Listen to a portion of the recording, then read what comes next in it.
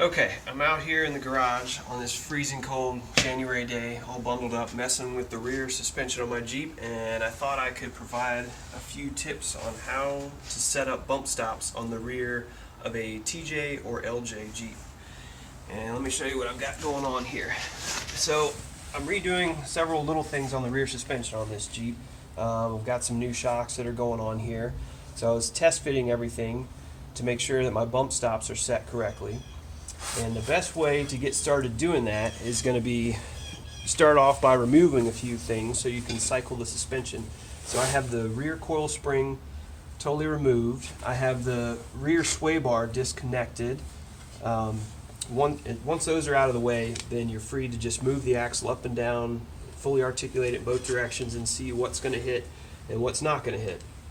Now, previously this was set up with only a 2-inch bump stop extension, and that wasn't going to be sufficient for my setup, for my shock length and for my tire size and the body clearance and all that. So I knew I needed more of an extension on here. And so after cycling the suspension, I determined I needed a total of about 4 inches worth of bump stop extension. And on these TJs, one thing that creates an issue with getting bump stops to line up right is the fact that the upper coil bucket from the factory is mounted on a frame in a way that it's angled forward. So it's at this angle, and then the coil bucket on the axle is flat. So it kind of causes the rear coil spring to do a banana shape, and that makes it difficult to get your bump stop to line up with where it needs to hit on the axle. So one way to address that, and there's kits to do this, you can cut these welds on your upper coil bucket and slide it back, weld everything back on so that it lines up nicely. It's a lot of work to do cutting and welding, but it definitely makes the coil spring line up nicer. And I'm not going to do that on this Jeep because eventually I'm probably going to change the suspension and go with a coilover setup in the rear, so I don't want to put all that time and effort into cutting and welding this upper coil bucket if I'm ultimately not going to use it anyway. So what I'm trying to do is get the rear suspension to work as well as it can with these factory mounting locations for the coil springs. And let's see, let me show you what I've got here. Okay, so on the upper part of the bump stop, I've got a solid spacer here that adds 2 inches worth of extension to this bump stop. This is your steel cup that the jounce bumper, is what this foam piece is called, a jounce bumper. It presses into that cup, and this is actually designed to compress. So it will squish under the weight of the Jeep, and it'll actually squish down almost all the way flush with where this cup is. So when you're measuring your bump stop clearances, you kind of have to subtract out basically the full length of this jounce bumper, because that will compress, and that's designed to compress to help soften the impact when your suspension bottoms out.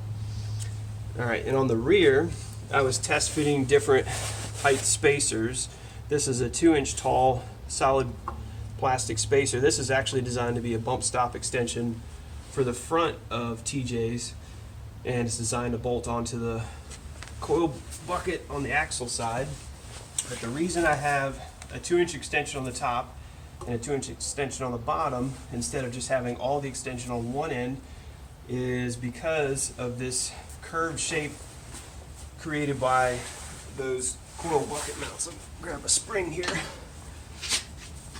explain it a little better what I'm talking about. Okay, so since this coil bucket is angled like this, when that's on there and the bottom of the spring is down in there, it's going to be curved in such a way that this bump stop is going to be pointed. It'll be inside of this coil spring, but it'll be pointed at a weird angle towards the back edge of this coil spring. So if you extend this upper bump stop too much, that will stick out so far that it'll actually snag, it'll catch on the coil when the suspension droops down, and then when it tries to compress, it'll just catch the bump stop inside the coil, and it'll pull this thing out of the cup, and it won't work right. Also, it causes it to line up at a really weird angle to this lower bump stop. So I decided to split the difference and do 2 inches on the top, 2 inches on the bottom, so that this bump stop would actually line up with the axle. And I can show you here how that lines up. This side up with the floor jack.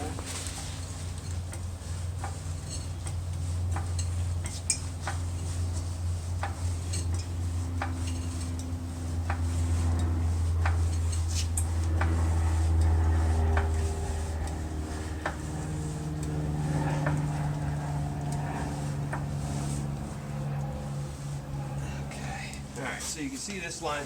You can see the angle that it's at now. It's not ideal to have the bump stop hitting just at this funny angle like that.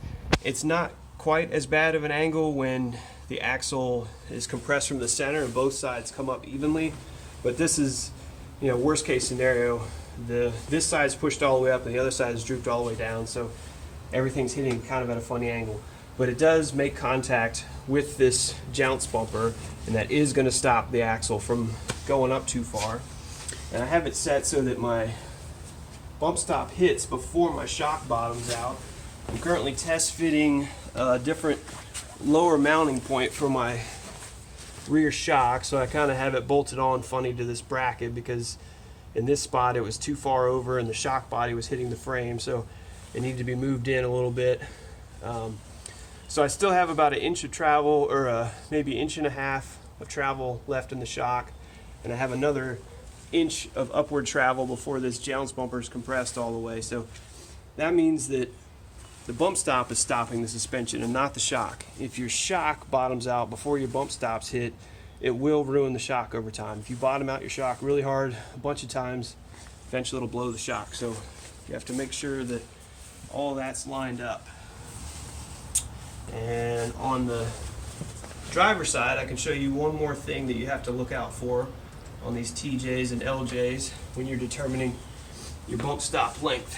So let's come around to the driver's.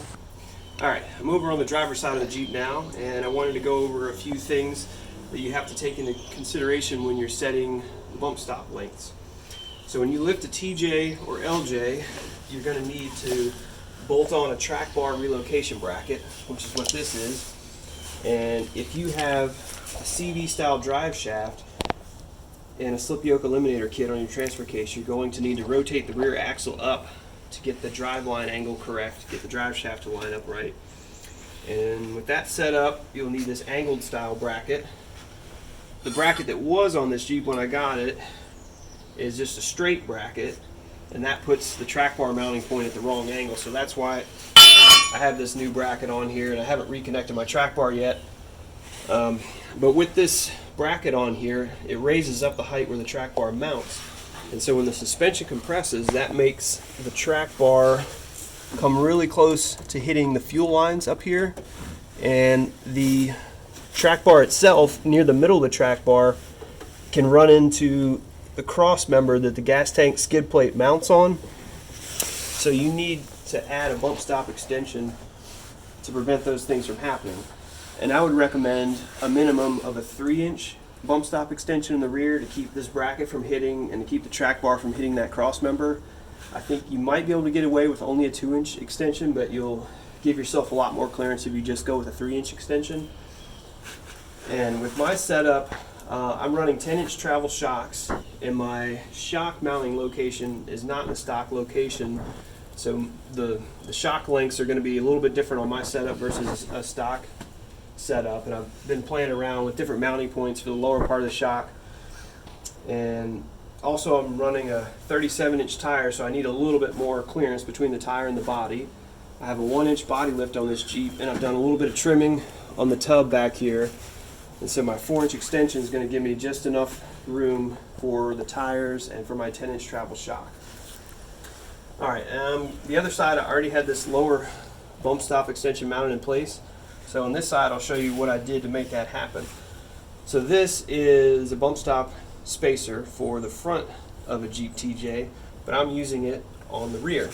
So I took this lower coil bucket, just drilled a hole in it, and drop a bolt down through here, and that'll go on there. And you can actually reach underneath of this coil bucket. There's an opening between the coil bucket and the axle. You can access from the front side and put a nut and washer on underneath. So the tricky part with this is that they don't fit. Let me stick my light here. Okay. The rear coil springs on TJs have a smaller diameter coil at both ends, and then the inside's a larger diameter, so you can't fit this through that small coil opening, but it will fit between the coils. I've already done this, so I know it fits in here, but basically you can pop this through here like that. Now it's inside of the coil spring, So when you go to put it on there, that spacer's in there. The spring will drop down on there, and then you can fish the bolt through there and bolt it all together. And the other cool thing about using this larger diameter spacer is that when it's bolted on, it'll act as a spring retainer, because this coil spring, it won't be able to accidentally pull off of this bottom mount anymore, because this will be holding it on there. Alright, when I get this thing all bolted back together, I'll shoot another quick video about it.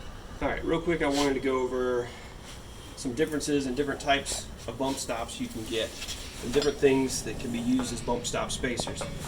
So I've already talked about these solid plastic spacers, and it's just a solid spacer that goes between your factory bump stop and the frame. Another type that you can get are these polyurethane bump stops. So it's just a long extended bump stop, and it would press into this cup in place of this foam piece here.